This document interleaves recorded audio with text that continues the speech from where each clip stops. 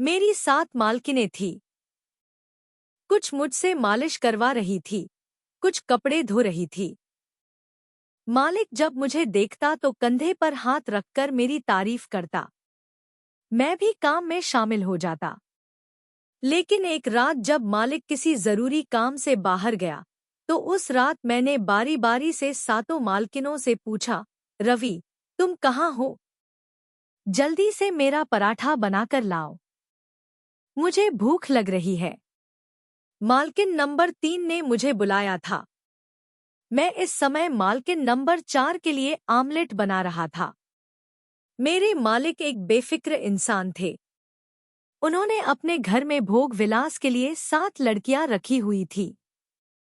जिस व्यक्ति की सेवा में मैं रखा गया था वह बहुत अमीर आदमी था, लेकिन शादीशुदा नहीं था। इस बंगले के बेसमेंट में 7 कमरे थे और सभी सातों कमरों में 7 जवान लड़कियां रहती थी और वे सभी बहुत खूबसूरत थी, जिसका मतलब था कि इस समय घर के अंदर सिर्फ एक नौकर रहता था और मैंने इस घर के बारे में सुना था कि वे सभी लड़कियां नौकरानी हैं। बहुत चालाक है, किसी नौकर को टिकने नहीं देते। जो भी नौकर आता है उसे इतना तंग करते हैं कि वो 2-4 दिन वहीं रुक जाता है। मजबूरन मुझे भागना पड़ा।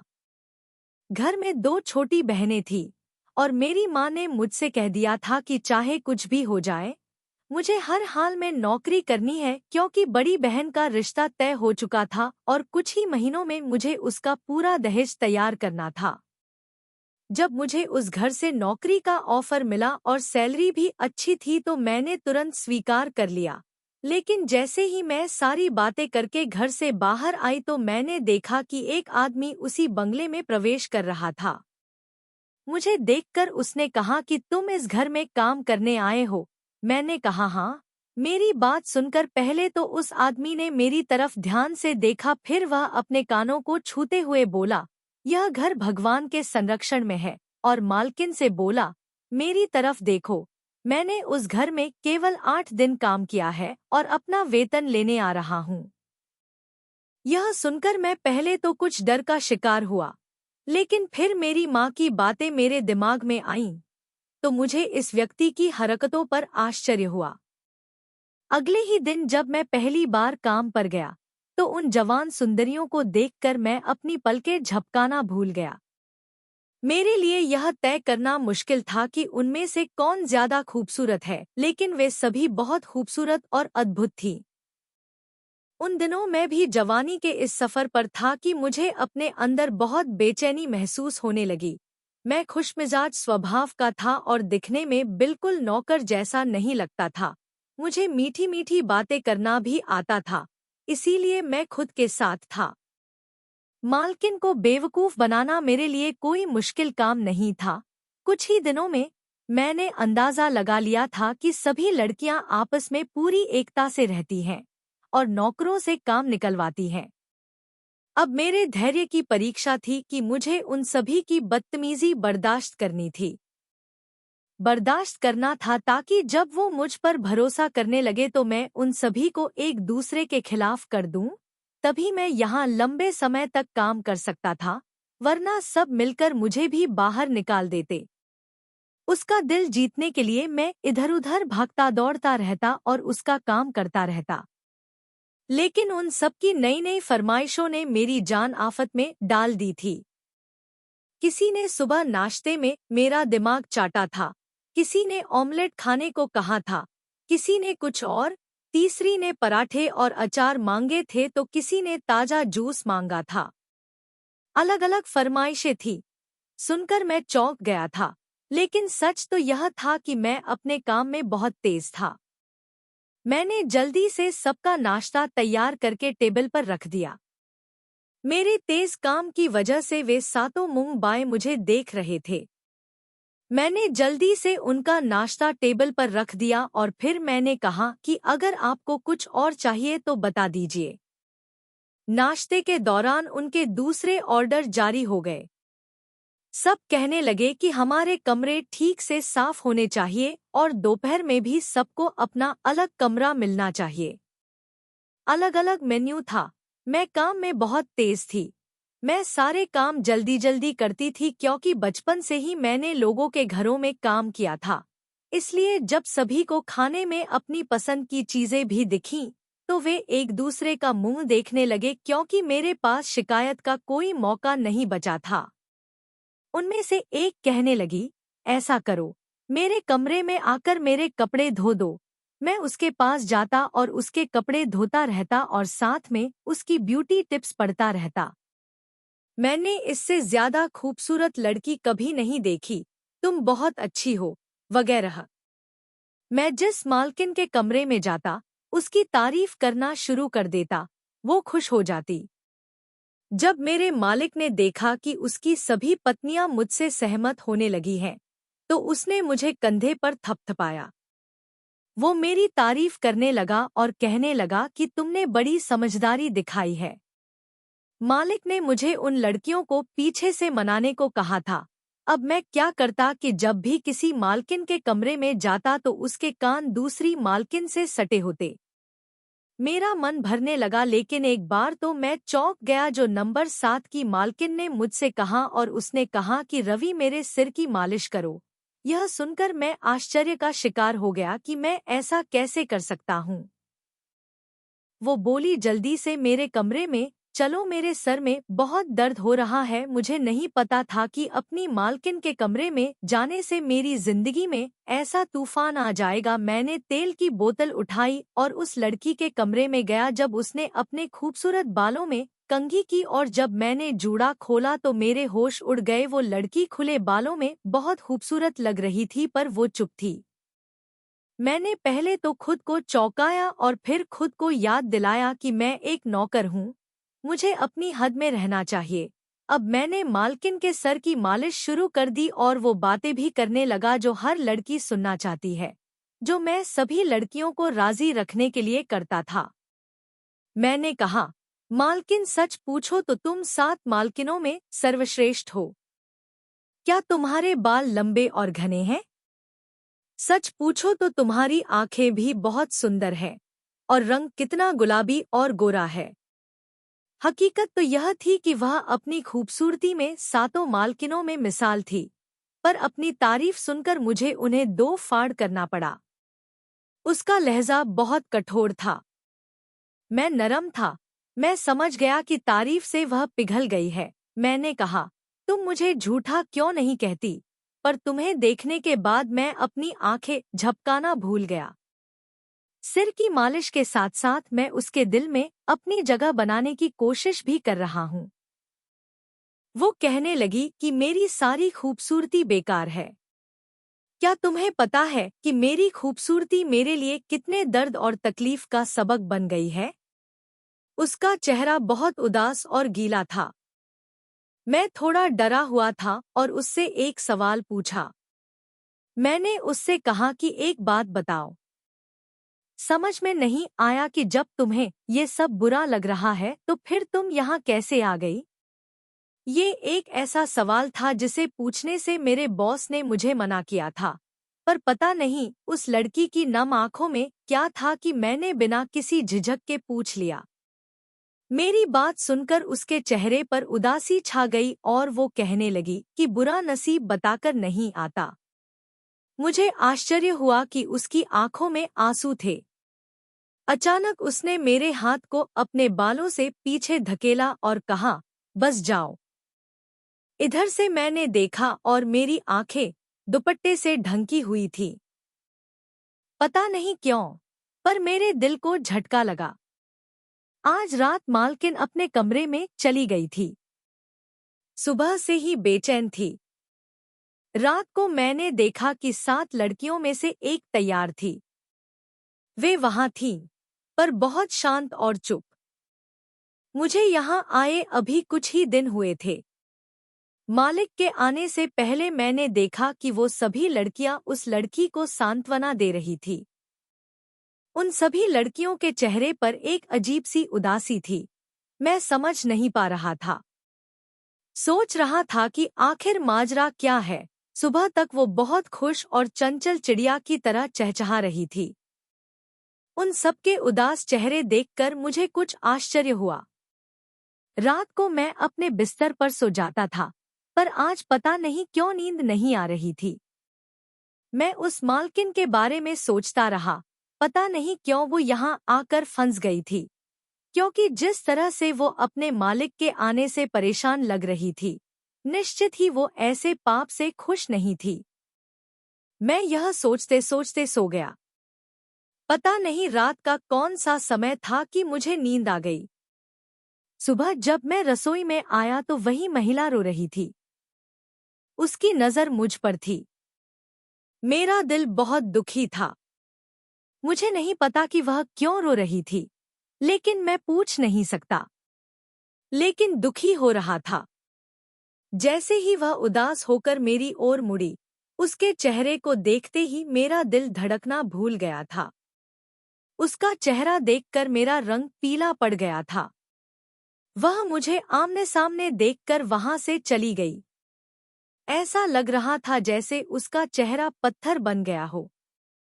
वह रात में उसके साथ हुए सभी अत्याचारों की कहानी कह रहा था। ऐसा लग रहा था जैसे उसके चेहरे से जलती हुई सिगरेट बुझा दी गई हो।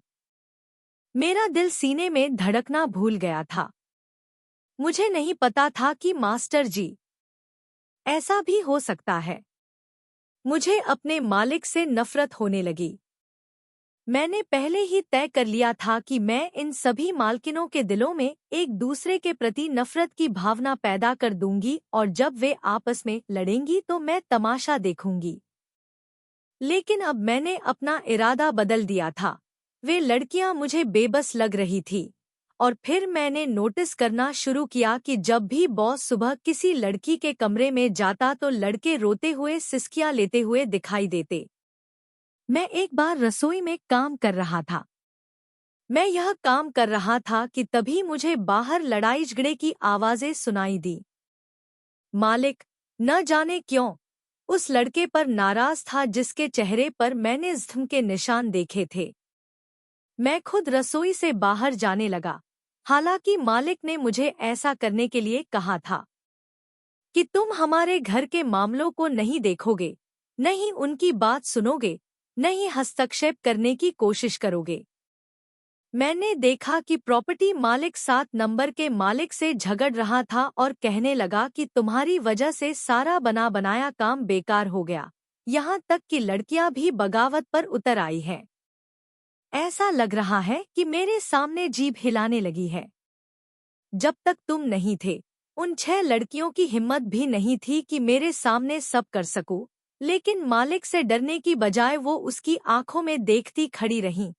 उसकी आंखों में जो कुछ भी दिख रहा था, मुझे ऐसा लग रहा था कि पता नहीं मालिक का क्या होगा। उस लड़की की आंखों में गुस्सा देखकर मैं भी डर गया।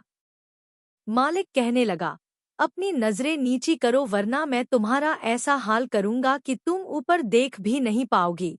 लेकिन वह बिल्कुल निडर खड़ी थी।